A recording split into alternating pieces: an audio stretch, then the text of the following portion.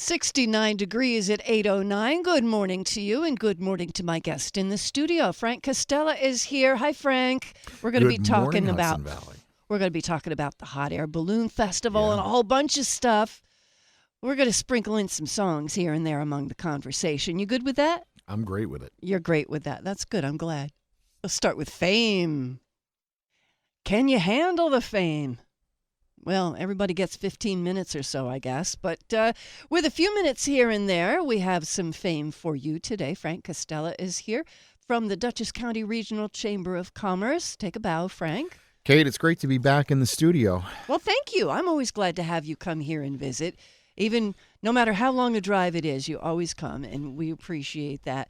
And I know that this is a very busy time of year for you. It is indeed. I am running in a lot of different directions right now, whether I'm buying a new trailer for the Balloon Festival, I'm helping to navigate the maps, or ordering all the supplies, working with the team on the planning, working with the hot air balloonists on their schedule.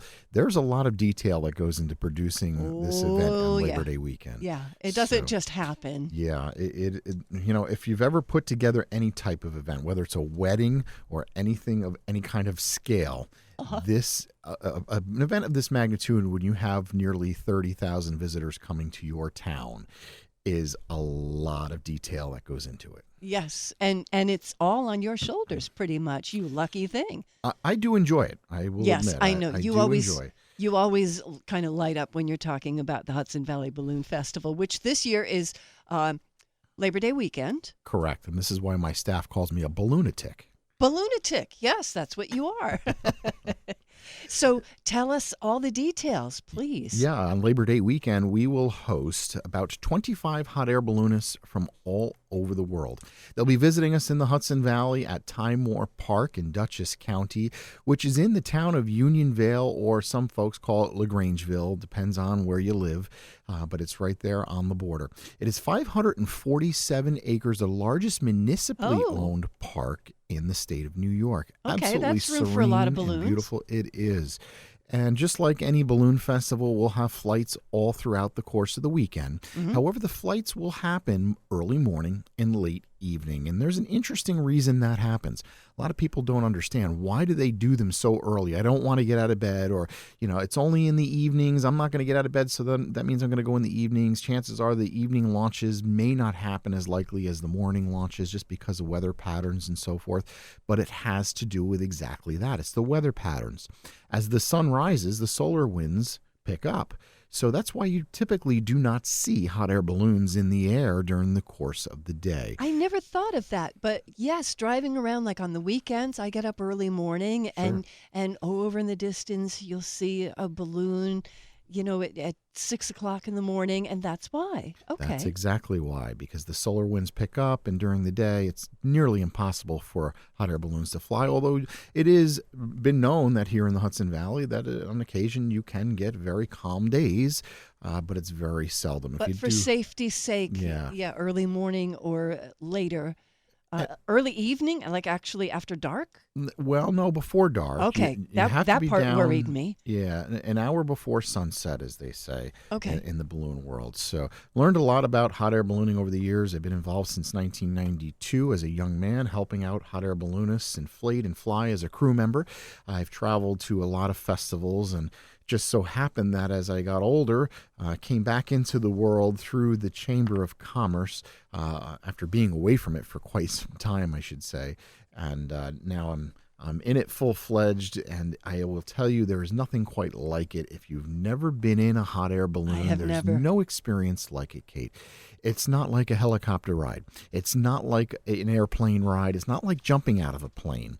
There's nothing frightful about it. I won't know what any of those things are like. I mean, I've been in an airplane, but I would never jump out of one. Never. I have, yeah. Yeah, you've done that too. Yeah, and I'm afraid of heights.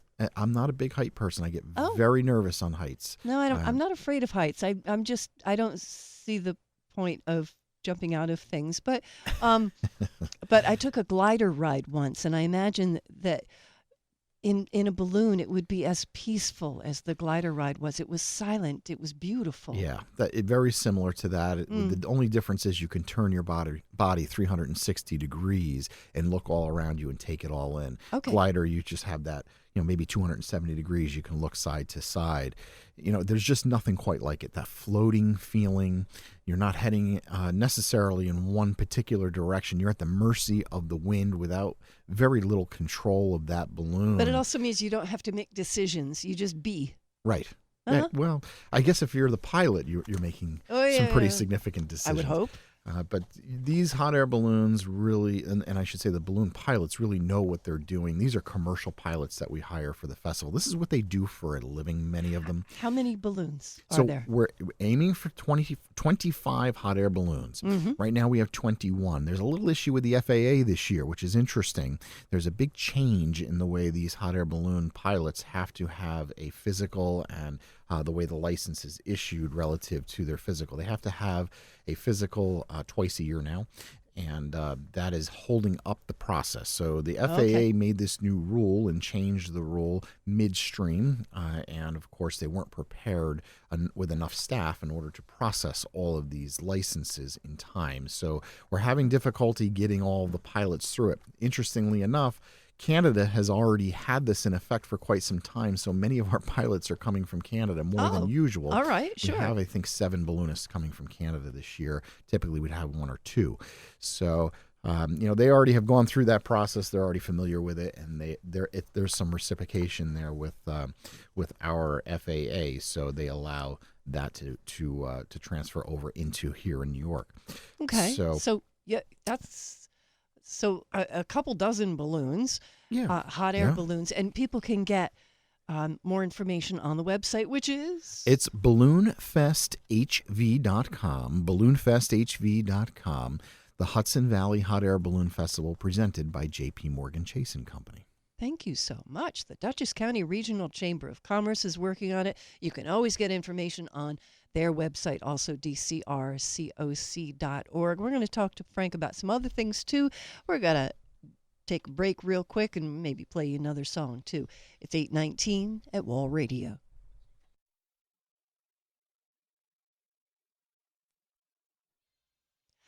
Frank Castella is with me from the Dutchess County Regional Chamber of Commerce. We're going to talk to him some more, but we're going to sing along in the background. Here's Sixpence None the Richer.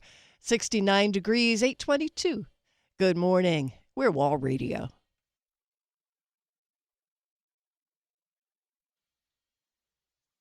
That reminds me, don't forget to pack your chapstick today. Wall Radio, 8:25. My guest in the studio, Frank Castella, and we talked Balloon Fest, but the Dutchess County Regional Chamber of Commerce, I mean, you're doing a whole lot more than Balloon Fest. Sure. We're very much a community organization, and that's how I really explain it to our members. I do a Master Your Membership event, and this is an event that we put together that brings in not only just members, but also encourages those that are in the community that might be interested, they might be on the fence considering joining the organization, just to hear a little bit about what we do. And as I go through that, as I did last week with our membership, there's about 30 people in the room, and I explain to them all the different types of events that we do, the advocacy that we're involved in, some of our core founding principles of the organization, the workforce development programming that we provide, and the economic impact that we have overall in the community. I'm always surprised, even with our team, how we are able to accomplish what we do accomplish in the course of a year. The Balloon Festival certainly is an animal. There's no question. And I'd love to talk about it. I said I could talk about it all day. All day, yes, I understand. There's a lot that goes in, but there's so much more to the organization. But it's a chamber of commerce, right, and you're really there to support business, and that's which why you we do. Yep, that's exactly right. That's why we do events like this. It is bottom line, it is infiltrating the economy with dollars that are coming here from outside of the area. Mm-hmm. We're attracting mostly people from out of the area into the community to spend money here.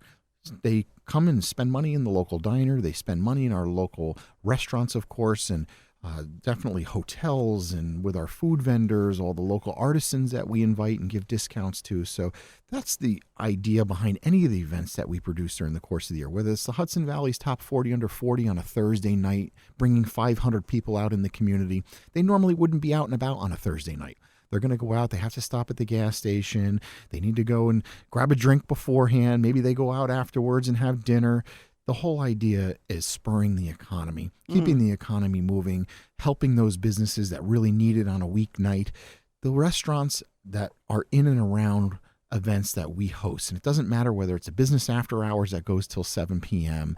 or whether it's that 40 Under 40 Mover and Shakers, the Athena Awards, our gala, they truly appreciate what we are doing because they see that influx immediately as soon as that event is over. They see the people coming in their door, and they're always asking, why are you dressed up? Where are you coming from? And then they hear they're coming from a chamber event. Okay. And of course, that has the impact. And that's where we get most of our membership from, word of mouth, because people understand there's more to what we're doing out in the economy. And that's sometimes has to be explained to some folks because it's not as tangible as just, saying, look, you're going to get value and benefit from it. It's going to trickle down to you. They need to see it. That's true, because there are people who probably think, oh, yeah, you just want me to write you a big check once a year. Sure. But there's more to what you do. Absolutely. The workforce development arm, we don't talk an awful lot about that, but that is a big piece of who we are and what we do. We have 14 full-time employees that focus strictly on workforce development from youth right on up through adults. And what I like to say is we're breaking down the barriers in life for these individuals. Some of the individuals that we work with are generational poverty. They're individuals that never really had true guidance in their life. They never had a mentor figure in their life. They never had someone showing them core skills, no less soft skills.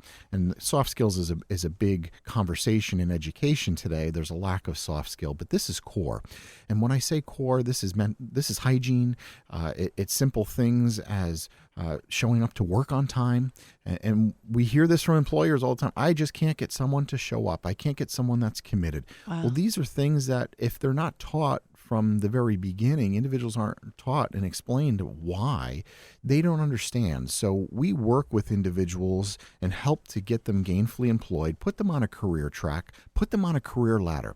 That is so key and critical, because it's not about just giving a minimum wage and giving a living wage. It's about uplifting those individuals, giving them a self-esteem, giving them the value and worth not only to themselves but also to an employer, giving them that skill set that has true value and meaning that now the employer sees and can afford to pay them more because it is coming back in the bottom line of the organization. If you falsely give someone a wage, where does that stop? At some point, we're going to be giving a $100 an hour minimum wage. And I know that sounds like an exaggeration, and it certainly is an exaggeration, but at some point, we're going to have to get there because we're just continually increasing those wages. Yeah. So at the end of the day, what we're trying to do is give them that skill set and a career ladder, giving them some hope that there is more to working in any organization. It's not just about coming in at the bottom, but there are ways to get to the top and everything in between. And maybe not everyone is cut for the top, and we know that, but there are ways that we can give them the skill sets to be somewhere in the middle. To not remain at the bottom. That's right. Yeah. That's So that's what our workforce development does. Yeah. And we have a lot of different programs. We are self-funded in a lot of ways, but we're also government funded, and we can talk a little bit about that when we come back. We will do that. It happens to be 8:30, which is a perfect time to do a news update. Headline news from CBS. Hank Gross will update us. We've got traffic and weather all on the way. You're listening to Wall Radio. Thank you, Hank. Here's Rick Dixon now with Wall Radio Traffic. Rick, the microphone is yours.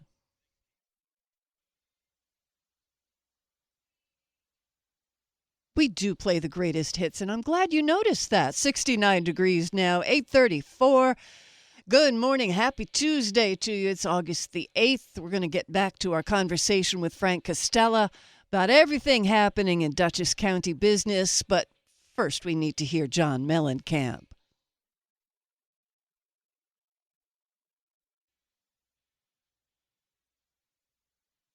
The Hudson Valley's hometown station is Wall Radio. Got a guest in the studio, Frank Castella from the Dutchess County Regional Chamber of Commerce. And we were just talking during the song about small businesses and big businesses, and Frank, your percentage in the Dutchess County Yeah, we're just Chamber. nearly 90% of small business under 5 employees. And that's common Yeah. for organizations. Not everyone's a big business, and most of our program is geared towards small business. A lot of people look at our corporate sponsors and they say, wow, these are all big businesses. This is not for me. But when they realize the makeup of the organization and the programming that we provide towards small business, there's a lot of horsepower there that's geared towards resources for small business. Sexual harassment prevention training. It's a mandated training. Once a year, got to have it. Once Yep. a year, all employers, regardless of size, doesn't matter if you're a not-for-profit or a for-profit. We have not-for-profits that are small that join our organization just to get the free and complimentary training for their employees. If you have 5 employees at $75 a piece to pay for them to go through that training, we have provided an on-demand, short, it's under 30 minutes, complimentary training with membership that you can go through with your employees, and it's very easy to implement. So we have a checklist. It goes right down through that checklist. As long as you follow it, you're in compliance. Now, this has changed drastically. So if you are thinking, I've just gone through that, or we've gone through that already, we're in compliance, New York State changed that regulation in June. They rolled out the DOL rolled out a new expansive program, and you must comply with that program. Of course, this is annual now. So if you hire an employee, it's within a reasonable amount of time, they say, from hiring that employee. What's Okay. reasonable? Well, is a week reasonable? Absolutely. Sure. 2 weeks reasonable? Sure. A month? Yeah, probably. 2 months? You're stretching it. 3 months? Probably not. Okay. So, I think it's really judgment. While I don't know anyone that has been prosecuted under that particular instance, I do know of organizations that have had their corporate veil pierced, because this law pierces the corporate veil. So if you are not in compliance, you will be held personally liable, whether you are an officer of an organization or perhaps you are an owner or you maybe you're a board member. If you have D&O, that's one thing, but your D&O will not cover this, directors and officers insurance, because of the idea that this is piercing the corporate veil and this is a liability issue. If you're not following the law and you are not in compliant, then you are going to be held liable personally. So it is a little bit of a scare tactic, but I will say it is very well worth going through it, because you're better off having it. It is not all that much work to do it. And we do make it very easy for our members to go through that program and roll it out to their employees. It can be done, as I said, under a half an hour. I know a lot of the trainings are more than an hour. Some are 2 hours. We have a trainer that comes in and does it with our staff, because I want to separate our training from, obviously, the training that is provided by someone else, only because I think that there's a firewall there. But and that's just a recommendation from legal counsel. So we do bring in someone, and it takes about 2 hours for them to go through their training. However, our training is in compliance. It's been designed by RBT CPAs, Visions HR, which is a division of, and they have helped us put it together. Janet Giannetta She's great. She's fantastic. Yes. She's wonderful, and has helped us put this together. Since 2019, we've been doing this with them, and now we've rolled out the new version of it. It's not all that complex, as I said, to go through, but that checklist makes it so easy. It gives you all the forms. You just print everything out. The tests are all right there. You have to pass a test to get. Yeah. They It did has to say be it has to be interactive. interactive. That's right. Yes, and if you write somebody a paycheck, that means you have to do sexual harassment training. That's right. With them, for them, annually, no Yes, matter what. That's Boom. correct. That's it. All employers, regardless of size. And if you're interested in learning more about it, it is on our website at dcrcoc.org. You slide that in so nicely. That was very good. Good. Now, I know you've got some other things coming up. I saw on your website a business education seminar. Right. We have a contact breakfast next Wednesday morning. We'll be bringing in Richard Ellenbogen immediately following his keynote at 9 o'clock. We will have a business education seminar. And that business education seminar will talk about really what you're going to get out of your Chamber of Commerce and how to really expand on the value of the membership and get more involved with your organization. A lot of people don't have the capacity right now to be involved. They don't have a staff member to dedicate to the amount of time. Oh, a lot of people are hurting for staff members, and That's right. everybody's stretched as far as they can. But I guess in a way, the chamber can act like an extra staff member in some cases, in some ways. Yeah, we become a media outlet for organizations, and what we've done is we've tried to create it in a way that you don't need to necessarily come to our events in order to get stuff out of the organization to promote your business and your organization. So that's what this seminar is going to be all about. And this was really designed by the committee. This isn't something that we're self-promoting. The committee came to us and said, we really want people to talk about this, that are our current sponsors, the board members, the people who are on committees, the people who are involved, who are utilizing the services that you don't need to be there in person.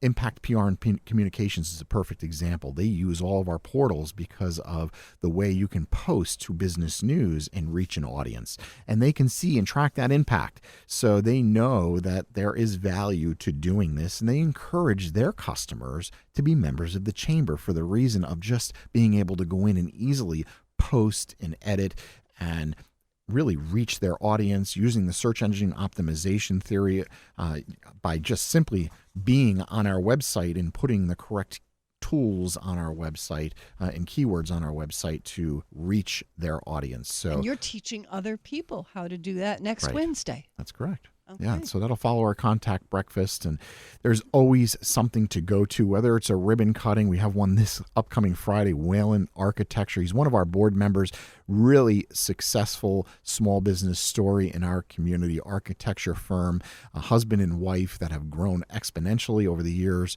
Such a busy operation, but he's so attention to detail, such a great person to work with. I've never heard a negative thing about Stephen Whalen and Whalen Architecture in the community.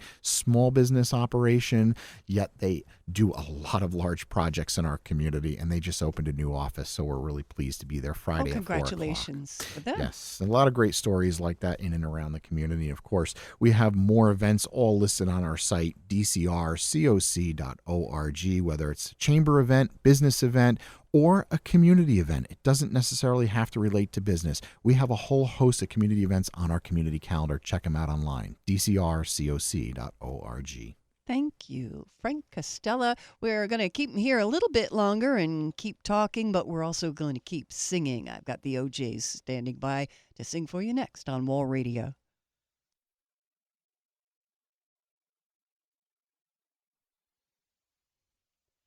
The Hudson Valley's greatest hits, Wall Radio, and great local guests to Frank Castella from the Dutchess County Regional Chamber of Commerce. I clicked away from your website. Got to get back to it. There we are, dcrcoc.org. I know it by heart. You don't even need to be there. I knew that too. All the times, all the dates, all the places. Yeah. Well, I guess. Well, you're obviously very passionate about helping business, especially Dutchess County, small business, and then some. Yeah, not-for-profit organizations. Your reach are a is big farther part. than Dutchess County, That's of right. course. Yeah, not-for-profit organizations are a big part of who we are, too, and helping community. We are a big resource for our not-for-profits. We have benefits that are strictly reserved for just not-for-profits. A good example, and this is one small benefit, but when you're a member of our organization as a not-for-profit, we allow you to table at certain events, and there's only reserved amount of tables, either one or two, depending on the event, whether it's breakfast or after hours. But there's an audience you can reach, 150 to 200 people a month at any one of those events that you can now target by simply being there with a table and giving them your organization's information, or perhaps you're promoting an event, golf tournament maybe, or it's a gala or dinner or whatever the fundraiser may be. We do allow our not-for-profits to have those benefits, and we limit it to a certain number. So that is one value and benefit. There's many others as well, but the whole idea is to promote our nonprofits in our community, because as they are strong, we are as well. Well, you are a nonprofit organization as well. Of course, well. Yeah. Sure. We have our own 501c3, which is the Chamber Foundation, Inc., and that's where predominantly most of our events what they predominantly underwrite. So the Balloon Festival, for example, the Cornhole for a Cause, which is coming up, that the Hudson Valley Young Professionals put on, that goes to underwrite scholarships in our community. And we're changing the way even some of those scholarships work and the way we're expanding them to help workforce development participants. We're looking to break down barriers for these participants and Of course, as you know, state, federal, local dollars do not necessarily support certain types of criteria. There are strings attached when you go for those dollars, or grants for that matter. So we are fundraising for supports for what we call supportive services for those types of items that individuals need to break down barriers in their life to become gainfully employed that the government will not pay for, nor should the government be paying for. So we are raising those dollars with all of these events throughout the course of the year to help underwrite all of that. Wow. So, all right, our time is almost up. This has been neat. We broke it up into little bits having you in here.